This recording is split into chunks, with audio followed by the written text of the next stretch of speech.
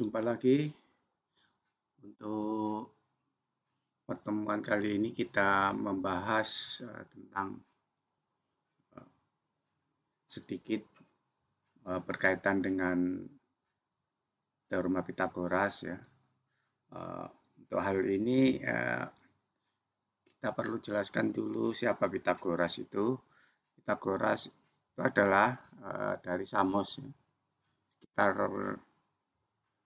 tahun 570 sebelum Masehi sampai 495 sebelum Masehi ini. Dia dikenal sebagai seorang filsuf dari Ionia kuno dan pendiri Pitagorasisme ya, yang eponim. Dan ini merupakan suatu ajaran ya. Dan banyak pengikut dari Pitagoras dan mengenai beberapa hal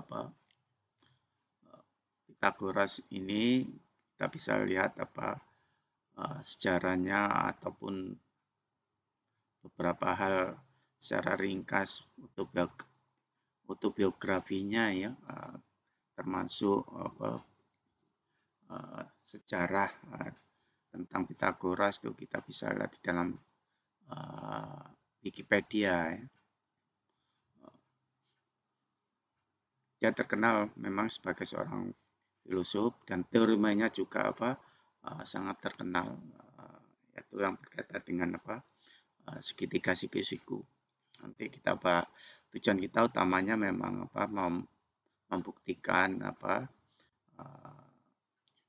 teorema Pitagoras ini secara geometri dengan mudah nanti kita gunakan GeoGebra ya. Dan di sini apa yang saya katakan yang di awal tadi itu sekilas ini siapa Pitagoras ini ya. Kita bisa lihat di sini. Oke. Lalu juga pengaruhnya dia ya, dan beberapa hasil yang telah dia dapatkan itu teorema Pitagoras itu. Ini banyak bisa kita baca dan saudara bisa cari nanti di dalam Wikipedia ya. Ini saya ambil dari Wikipedia ya. Oke. Hal-hal yang dikaitkan dengan teorema Pitagoras nanti ini kita bahas dalam matematika ya. Teorema Pitagoras sebagai yang kita kenal di sini segitiga siku-siku ini dengan sisi siku-siku AB, sisi miringnya C, maka dikatakan sisi miring kuadrat itu sama dengan A kuadrat ditambah B kuadrat. Asalkan segitiganya siku-siku ya. Secara geometri kita bisa lihat di sini. Yaitu nanti luas persegi dengan sisi C ini yaitu C kuadrat itu sama dengan persegi dengan sisi A yaitu luasnya A kuadrat ditambah dengan persegi dengan sisi B yaitu jadinya luasnya B kuadrat. Oke. Ini dalam matematika ini juga sangat terkenal teman-teman karena itu inspirasi daripada suatu jarak ya dalam hal ini. Oke. Lalu juga dalam musik ya ini itu kita bisa lihat ini kalau kita lihat dari gambar ini alat potongan kayu abad pertengahan dari Teoria ya karya Francesco Gaffurio ya tahun 1492. Nah, kita lihat ini ada lonceng ya. Ini nada-nada ini berkaitan dengan matematika yang menurut dia. Oke.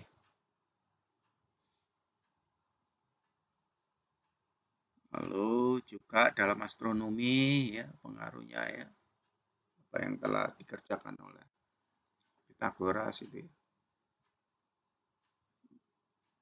Ini zaman kuno Pitagoras dan Parmenides ya, kontemporernya dianggap sebagai yang pertama mengajarkan bahwa bumi berbentuk bola ya. katanya bumi itu berbentuk bola itu. Yang mengungkapkan itu adalah apa? Pitagoras ya, menurut apa tulisan ini. Dan juga yang pertama ya, membagi bumi menjadi 5 zona klimaks. Ya. Dan yang pertama juga mendefinisikan bintang pagi dan bintang malam sebagai benda langit yang sama, yang sekarang dikenal sebagai Venus. Ya. Itu dalam astronomi. Lalu kemudian pengennya pada zaman dahulu ya, pada filsafat Yunani, peninggalannya.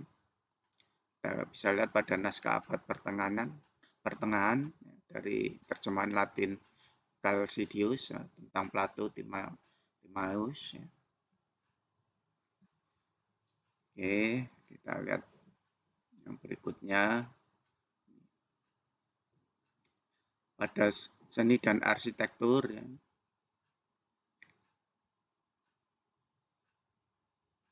Kita bisa lihat dari gambar ini Pantheon Hadrian di Roma ya, digambarkan dalam lukisan abad ke-18 oleh Giovanni Paolo ya.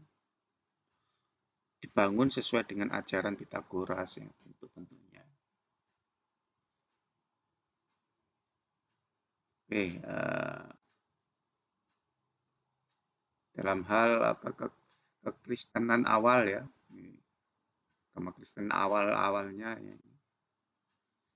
Banyak orang Kristen awal yang sangat menghormati Pitagoras ini, menurut tulisan ini ya. Eusebius sekitar 260, sekitar 340 Masehi ya. Uskup Kaisarea memuji Pitagoras dalam bukunya Gains Hierocles. Ya. Ini juga kita bisa jumpai di dalam Wikipedia ya. Oke, lalu juga pengaruhnya setelah zaman kuno ya, di abad pertengahan. Dalam gambar ini kita bisa lihat Pitagoras muncul dalam patung relief di salah satu archivold di pintu kanan portal barat di katedral ya. Chartres. Ya.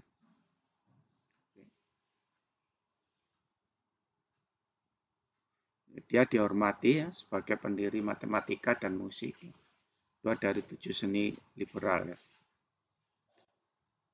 Banyak muncul penggambaran abad pertengahan dalam manuskrip-manuskrip yang diterangi dan dalam patung relief di portal katedral Chartres. Ya.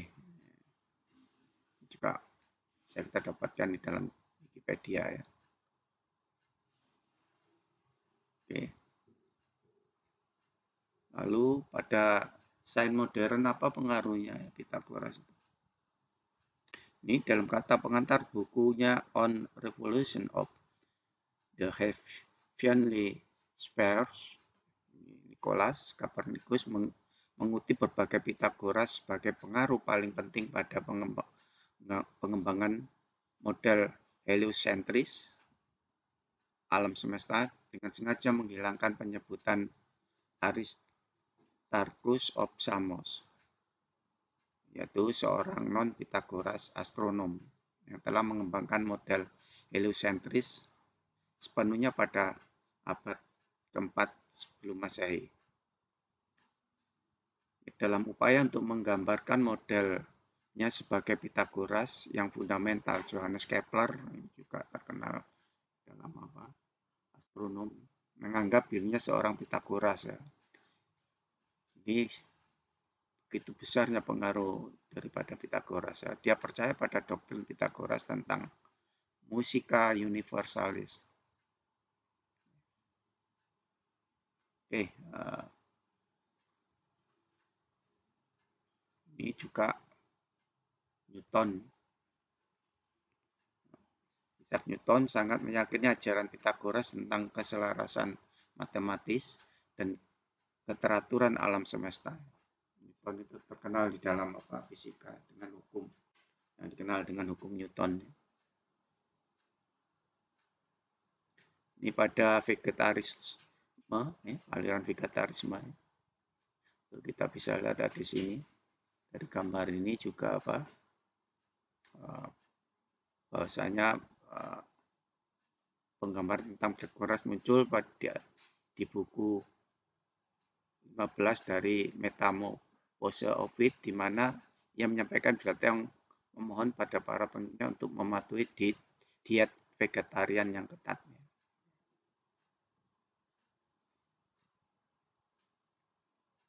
Ini pengaruhnya pada esoterisme barat, ya, yaitu pada awal sangat esoterisme Eropa modern ini awal sangat bergantung pada ajaran Pythagoras. Ya.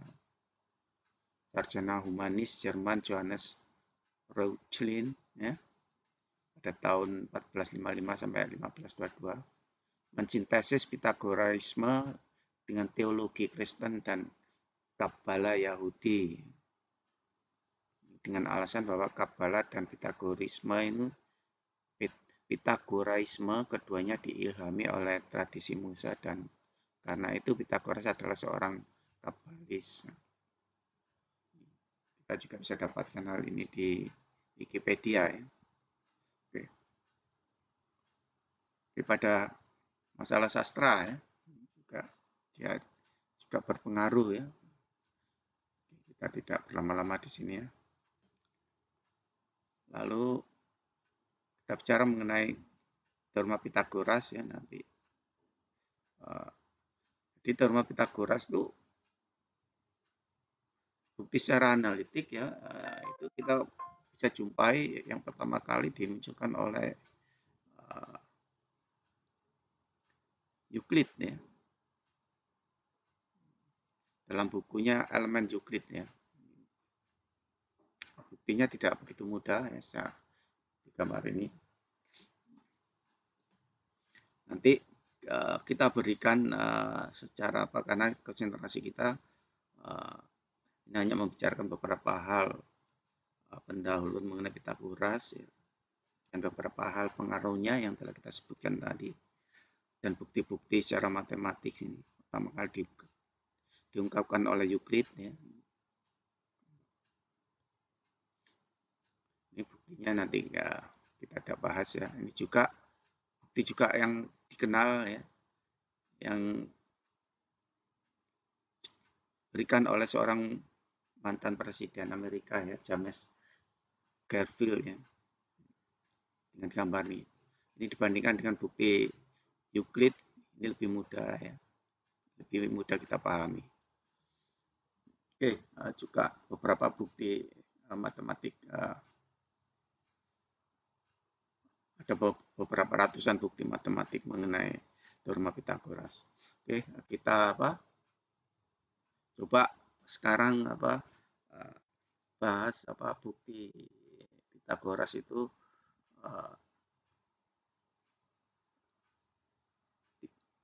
melalui gambar geometri, ya.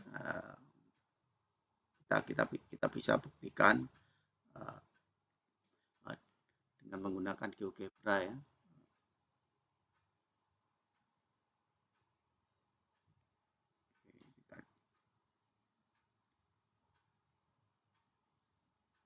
Nah, ini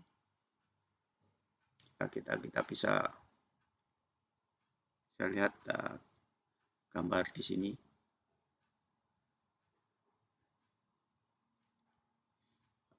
Yaitu kita gambarkan dalam GeoGebra segitiga ABC ini, dengan sisi miring C, sisi siku-siku A ini, BC ini, dan CA ini, sisi siku-siku B, ya. Dan arti geometrisnya, kalau kita lihat di sini, itu nanti A kuadrat plus B kuadrat, sisi siku-siku kuadrat, ya, jumlah sisi siku-siku kuadrat itu sama dengan sisi miring kuadrat. Itu arti geometris kuadrat itu dalam makna luas itu adalah persegi ini, ya, persegi AB, HI ini yang sisinya C, maka luasnya C kuadrat. Sedangkan A kuadrat ini itu merupakan persegi BF GC ini. Di luas ini itu adalah A kuadrat. Sedangkan persegi yang sisinya B itu luasnya adalah B kuadrat, yaitu ACDA ini luasnya B kuadrat. Oke, kita coba sehingga nanti persegi ya ABHI ini itu merupakan jumlah dari persegi BFGC luasnya ya, tambah persegi ACDE. Kita bisa lihat melalui animasi ini ya. Kita gerakkan ya, dua persegi itu. Yang pertama ini persegi ini. Ini baru sebagian daripada ACDE, yaitu yang biru segitiga ini ya. Tinggal 3 bidang datar, yaitu merah, kuning, dan hijau. Kita coba hijau. Oke, kita coba kuning. Yang terakhir ini adalah Oke.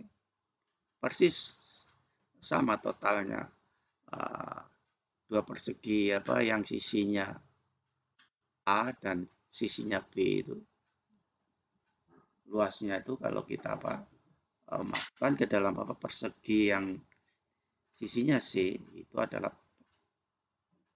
akhirnya terisi penuh oleh oleh dua persegi yang sisinya A dan sisinya B. Oke, kita coba ulangi lagi ya.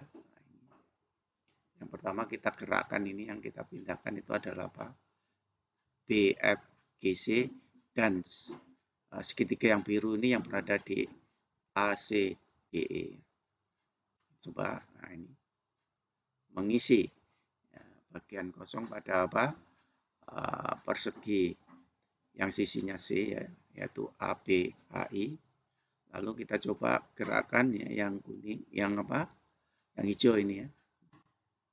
Ini mengisi ruang yang kosong, bidang yang kosong pada ABHI.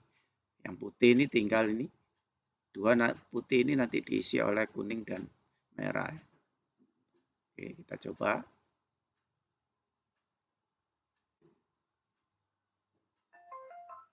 Lalu irisan yang berikutnya merah ya. Isi yang putih bagian yang kosong. Satu kali lagi kita coba. Jadi nanti kita lihat bahwasannya persegi ABHI yang sisinya C ini awalnya berwarna putih, nanti terisi oleh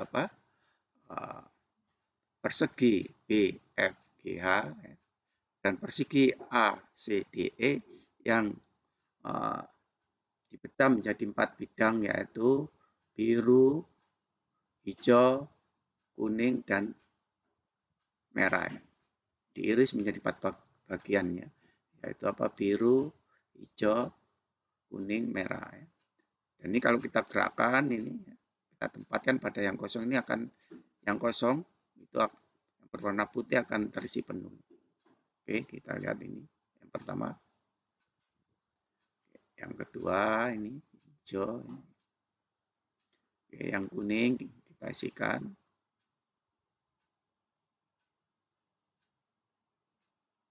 Yang terakhir ini yang merah ini. Demikian suatu hal yang mudah tentunya kita pahami dalam hal ini untuk menambahkan dalam hal ini sebelum kita memberikan teori matematiknya secara tulisan ya itu mungkin agak rumit sedikit ya, tapi dibandingkan dengan bentuk animasi ini akan lebih memudahkan dalam proses belajar mengajar khususnya tentang teorema Pythagoras ya. Sampai